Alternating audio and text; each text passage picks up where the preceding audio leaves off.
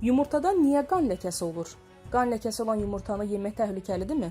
Bu halla rastlaşdıqda hətta həmin yumurtanı atanlar da olur. Maraqlıdır, yumurtanın sarısında rast gələn qan ləkəsi nə ilə bağlıdır? Elm adamlarının açıqlamalarına görə yumurta formalaşan zaman bəzən damarlardan gələn qanın bir hissəsi sarıya daxil olur. Bu səbəbdən də yumurta sarısında qan ləkəsi əmələ gəlir.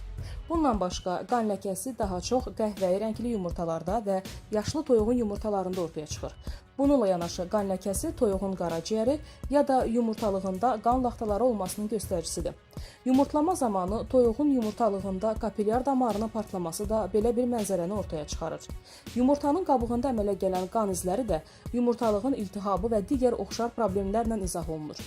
Gələk əsas suala. Bəs qan ləkəsi olan yumurtanı yemək olarmı? Mütəxəssislər bildirirlər ki, qan ləkəsinin insan sağlamlığı üçün heç bir zərəri yoxdur. Belə yumurtanı rahatlıqla bişirib yeyə bilərik. İstər yumurtanın içindəki, istərsə də qabığındakı qan ləkəsi dada və keyfiyyətə mənfi təsir etmir. Görünüşü xoşa gəlməzsə, qan ləkəsini diş çöpü və ya çəngəllə ayırıb götürmək də olar. Mütəxəssislər yumurta alarkən yalnız bir məqama, məhsulun təzə olub-olmamasına diqqət etməyi tövsiyə edir.